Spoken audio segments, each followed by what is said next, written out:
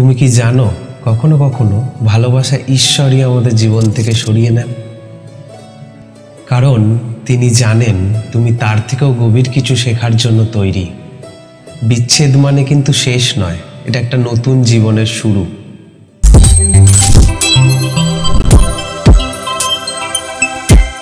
হ্যাঁ, তুমি ঠিক শুনলে, বিচ্ছেদ মানেই শেষ নয়, এটা আসলে একটা নতুন জন্মের শুরু। ভালোবাসা মানে কাউকে নিজের করে পাওয়া নয়, ভালোবাসা মানে যাকে ভালোবাসো তাকে মুক্তি দেওয়া।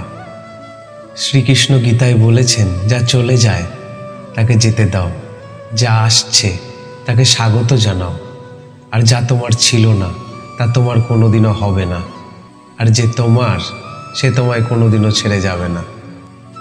আমরা প্রায়ই ভেঙে পড়ি, কারণ আমরা এমন কিছু ধরে রাখতে চাই যা চলে যাওয়ার সময় এসেছে। তাই শ্রীকৃষ্ণ বলেছিলেন, আসক্তি দুঃখের মূল। তাই তুমি যতক্ষণ আসক্ত থাকবে ততক্ষণই কষ্ট পাবে। ভালোবাসা যদি সত্য হয় তাহলে সে কখনো শেষ হয় না, শুধু রূপ পাল্টায়। আজ যাকে হারালে হয়তো তোমাকে সে তোমার জীবনের অন্য একটি পথে এগিয়ে দেবে। কৃষ্ণ রাধাকে ছেড়ে চলে গিয়েছিলেন, কিন্তু তাদের ভালোবাসা থামেনি, কারণ ভালোবাসা মানে চিরন্তন সংযোগ, যা শরীরে নয় আত্মায় বাঁচে।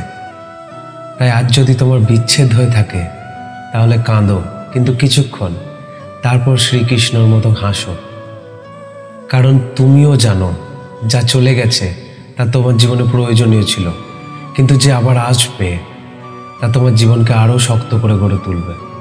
তাই এটা সবসময় মনে রেখো, ভালোবাসা হারালে জীবন শেষ হয় না, শুরু হয় একটা নতুন জীবনের, একটি নতুন যাত্রার, নিজেকে চিনে নেওয়ার যাত্রা।